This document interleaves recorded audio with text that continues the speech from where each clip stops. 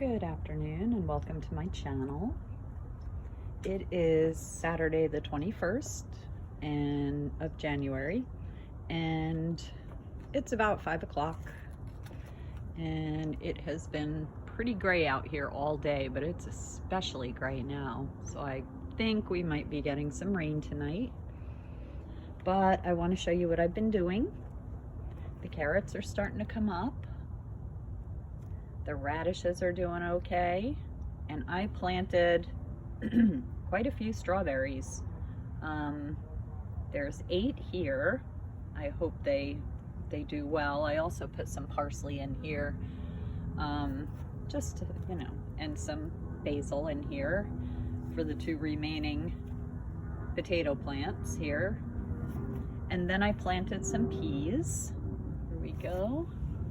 Grew those from little sprouts, and now they're in the ground. Just put them in today. They seem pretty happy, so we'll see how they do. And of course I'm going to be putting lattice on these 2 sticks, back and forth, so they can climb up, because they are climbers. Okay, no sign of the green beans yet, but that's okay. We're waiting. This thing is becoming a monster, and I really have no idea what it is, but we'll find out eventually. Okay, the rest of the strawberries are in. We've got 10 in this bed, and then I have my artichoke plants over here, and I planted something in here. I think maybe, there it is, it's coming up right there. Boy, that traveled far, didn't it? Cucumber, definitely cucumber. And I'm gonna be putting some cucumber plants on this side as well, just this row right here, so they can climb up and eventually drape over. So, and the little angel's trumpet is doing really well, and so is the sunflower. Look at that. A little sunflower that could. It's getting big. I have a stick all ready for when it, needs to be tied up. And speaking of tied up, the tomato plants have had to be tied back because they were robbing the sun from this poor little guy and that little guy and all of these basil little guys. And we've got our nasturtium over here, which is going to climb up the side of this once it gets a little bigger. But yeah, the tomato plants already have what look to be buds. I'm so excited. We'll see. But I do need to review the video on how to prune them, because I want to prune them. I want to get as much yield out of them as I can, without straining the plant, of course. So I know I'm supposed to be taking some of these leaves off, and I don't know which ones, so I'm gonna look at that video again and before I go in with the clippers. But these guys did so well through the frost and everything else, and then these 2, they really had a hard time with that frost, the Christmas Eve frost. But they're coming back nice. I'm not sure what I'm putting in here, but boy, it sure is a bed for weeds right now. And yes, I am going to plant the potatoes, regular potatoes, in here. I'm hoping to get 24 plants in here. Hopefully that won't crowd them too much, but I'm hoping. Maybe 18, I'm not sure yet. But I'm gonna extend it to here and then here, with a little walkway up the middle, so that I can access from both sides, which was my big mistake with this bed right here. I have nowhere to walk without worrying about squishing a plant. So I do know I can walk up this area here, because that's nothing but weeds. But I wanted to show you how nicely the carrots are doing over here. At least the tops are doing great. Hopefully they can dig way down. Can you see that? Let me see. Let's not squish anything. Look at these guys. They're about 7 inches off the ground now, some of them. And our little tiny baby shallots are starting to come up, which is so exciting because we put seeds and they take a while. So, and also the bell peppers are coming up all in a nice little jagged row because of the washout. So really, you know, we have some food growing in here. I'm excited. Hopefully I can get the weeds under control once I realize what is, you know, food plant and what's weed. Because really, this area here is atrocious.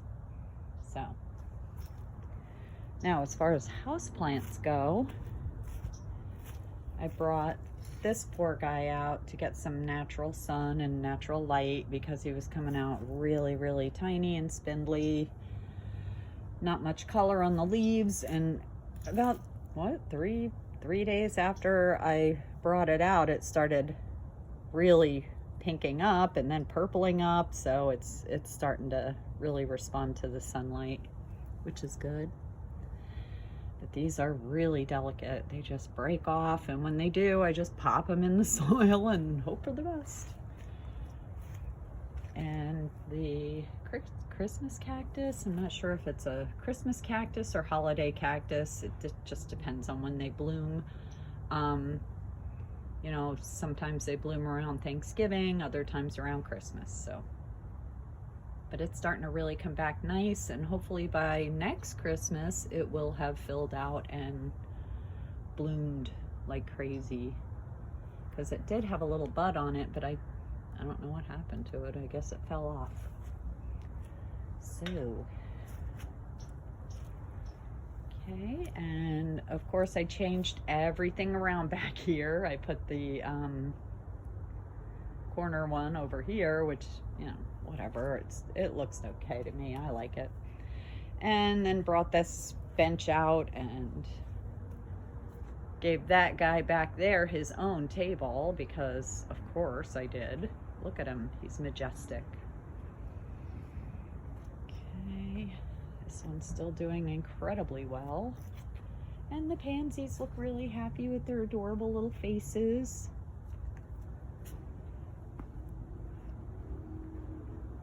This guy is about twice the size he was the last time I kind of came around here. And this guy was just chopped and replanted today from this guy. He got himself a nice little haircut, and hopefully will be doing a little bit better than he was because he was pretty unhappy. He's going to be on a strict diet of filtered water from now on because the tips of the leaves are brown, and that means he's getting too much chlorine, which, I mean, it's hard because, you know, the hose, and while I've got the hose, I just water all the plants, and then it's like, yeah, I can't do that with some of these plants. Like this guy, he needs filtered water. I know it looks nice on camera, but these leaves are very spotty. The plant is really stressed. It's gonna have to come out of that pot, get some nice new soil. So hopefully next week or the week after. This guy, no, he's got a few new leaves. He's definitely doing better than he was, but we've got a little browning on this leaf and I'm a little worried about it. So I'm gonna bring him over here again. There we go. This is sort of my triage area where I want to keep a really close eye. And yeah, everything else is pretty happy. I have to say, especially my ponytail palm. My God, since I replanted this, it's been so happy, and since I haven't been drowning it weekly in, you know, unnecessary water, it's just been amazing. The green, it's got a lot of new growth. The new babies are doing really well down here. It's just doing so much better than it was. This guy looking just as obscene as ever. And then this one's doing really well too. I've not been overwatering it, but it definitely needs water now, so I have to definitely water that. I don't want to go in the opposite direction and just, you know, not give them enough. This one's doing great. This one I did just water because it needed it. This one I popped a few of the babies into the pot just to let them grow, because they were kind of coming off the side and looking a little weird. And everything else is looking really good. Look at the size of these leaves, would ya? Bigger and bigger. So yeah, this is the plant that is under here. It's an amazing plant. I love this one. Got one of its little babies there. Syngonium is doing well, and this one is doing really well. I mean, I'm not going to get rid of that brown that was already on the leaves, but look at that, no brown on the new ones coming out, so that's good. Filtered water. If not filtered, then rainwater, which I usually catch in this gigantic watering can. There it is. Okay. I have one spot on the porch that runs water, and I can always tell where it is because of the depression in the brick right here. So I always put it right there, and the water comes out there somewhere and just pours right in, just in that spot. So I always catch a good 2 gallons of rainwater in that thing, and all the plants get a good drink of rainwater, which they love. And yeah, once rainy season comes around again, there'll be a good supply of rainwater for the babies. And you know, that's when they come out of their kind of hibernation too, and they just do a lot better. A little bit more humidity in the air and like that, so they're missing the humidity right now. And once it gets humid again, I'm going to bring my alocasias back outside, because I really don't think that they love it inside.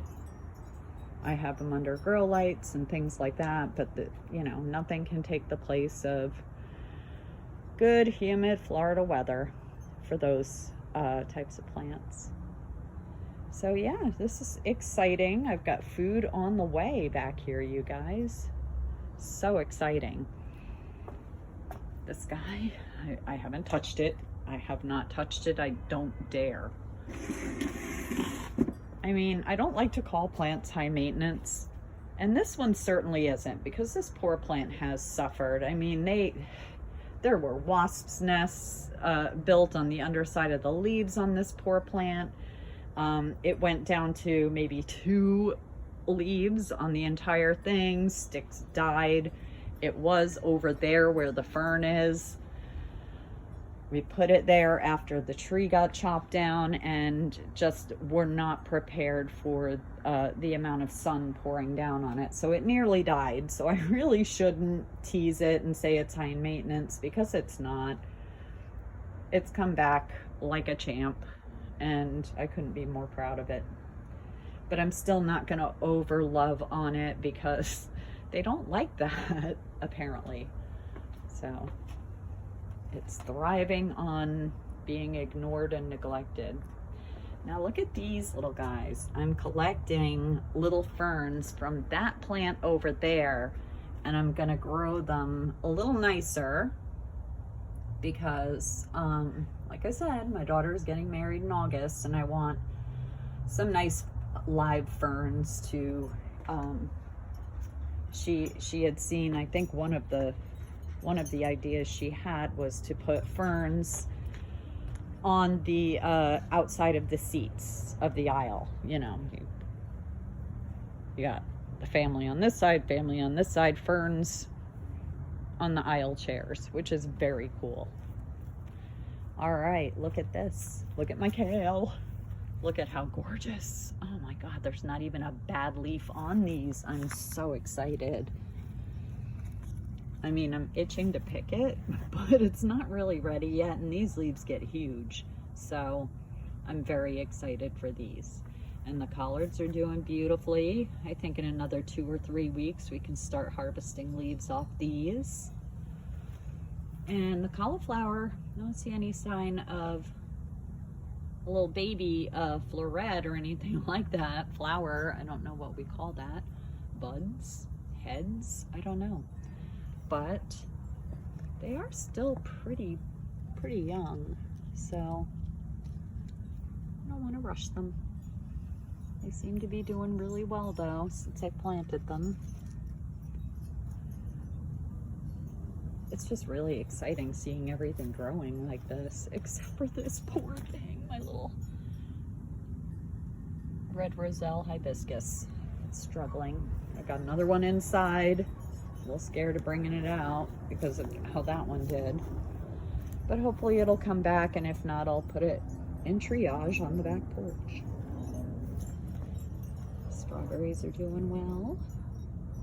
You know, these were mailed to me, and I did not realize they would be mailed. I thought they were going to come, in, I don't know, UPS or something like that. But no, it came in the mail, and the poor things hung out in our mailbox probably for a week. And they still are doing so well. I may have had 2 casualties, but I'm leaving them in the ground just to see. There's one over here that seems like it doesn't have much green on it, you know.